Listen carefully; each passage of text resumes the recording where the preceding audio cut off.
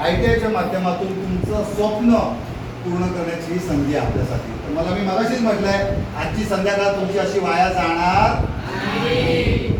आता सर पालिकेमध्येच आहे, एक 2 मिनिटं मी सरांना सांगेन तुमचा अनुभव. नितीन पावडे सरांना विनंती करेन की तुम्ही ॲज अ इंजिनियर म्हणून म्हणजे कसे घडलात सांगितलात. तर या जे 10वीला जे विद्यार्थी ज्यांनी परीक्षा दिलेली आहे, आता काही जणांना कॉमर्स सायन्स आर्ट्स, काही जणांना इंजिनियर व्हायचं आहे, ते उपयोग आहेत. तर सरांना मी विनंती करेन तुमच्या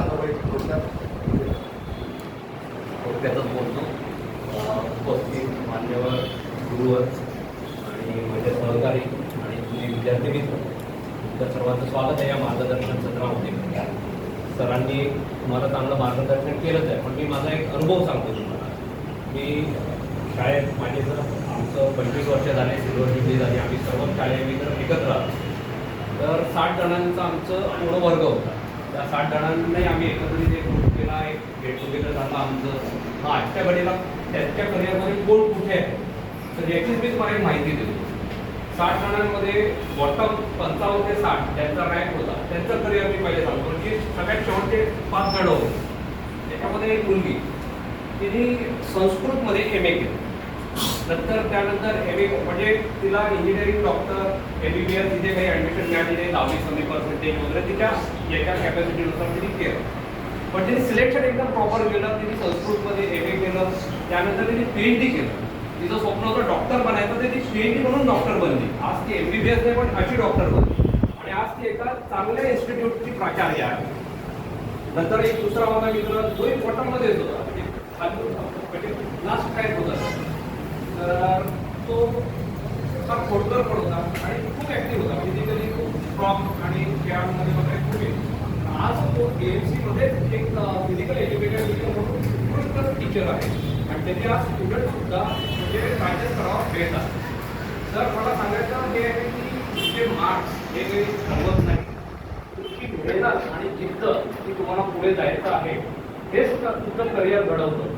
आज आम्ही 60 ते 60 जण एकाच ठिकाणी, आम्ही सगळेजण एकच म्हणजे याच्यात येतो, क्लासमध्ये येतो की आम्ही सारखं कमवतो, सुख आमचे सारखे आहेत, आनंद सगळा सारखा आहे. फक्त करिअर प्रत्येकाने आपापलं वेगळं आणि सक्सेसफुल झाले आहेत सगळेजण आपापल्या लाईफमध्ये. त्यामुळे मार्क्स हे महत्त्वाचे तर आहेतच, पण कमी असले तरी पण आपलं जिद्द, मेहनतीचंच फळ नेहमी मिळत असतं. आता मी हे सांगितलं तुम्हाला कमी मार्क्स होते, पण जे टॉप होते म्हणजे पहिला नंबर होता, मेरिट आले, पेपरमध्ये फोटो आला. आज तो मित्र माझा IIT पवईमध्ये प्रोफेसर आहे. त्याने सुद्धा इंजिनिअरिंग केलं, PhD केलं, तोही इंजिनियर होऊन डॉक्टर झाला. असं आपण म्हणू शकतो. आज त्याचं करिअर असं आहे की त्याला IIT पवईमध्ये क्वार्टर आहे. त्या मुंबईमध्ये एवढ्या चांगल्या कॅम्पसमध्ये हिरवळीमध्ये त्याला बंगला आहे. त्या बंगल्यात तो मुंबईसारख्या ठिकाणी तसं राहतो. म्हणून मार्क्स जास्त मिळाले, त्यावेळेला मेहनत, त्यावेळेला त्याची बुद्धिमत्ता. तर तुमचं करिअर हे तुमच्या जिद्दीवर आणि मेहनतीवर आहे.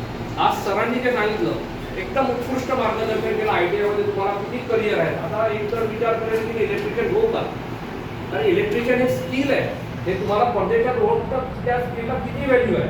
आणि जरी असेल तरी तुम्ही 10 इलेक्ट्रिशियन घेऊन स्वतःचा धंदा सुरू करू शकता. आज या फील्डला खूप डिमांड आहे. म्हणजे अशा प्रत्येक फील्डला भरपूर डिमांड आहे. त्यामुळे तुम्ही सर्वजण मेहनत करा आणि मेहनतीचं फळ नेहमी तुम्हाला मिळेल. बस एवढंच.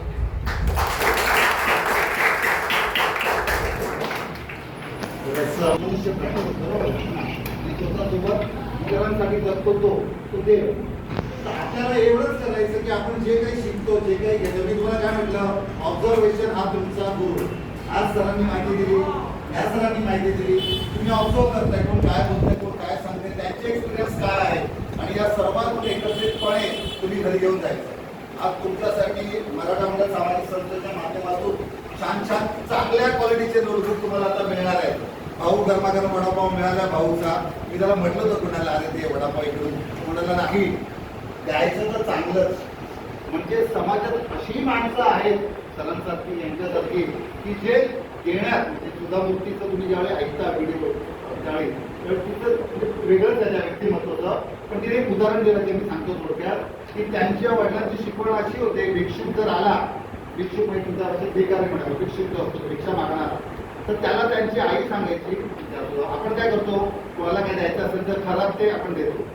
ती आई तांदूळ असायची, तर चांगल्या क्वालिटीचे प्रत्येक तांदूळ त्या भिक्षुकाला द्यायला सांगायची. म्हणजे कमी प्रतीचे होते. त्याचं जेवण घरात बनवलं जातं.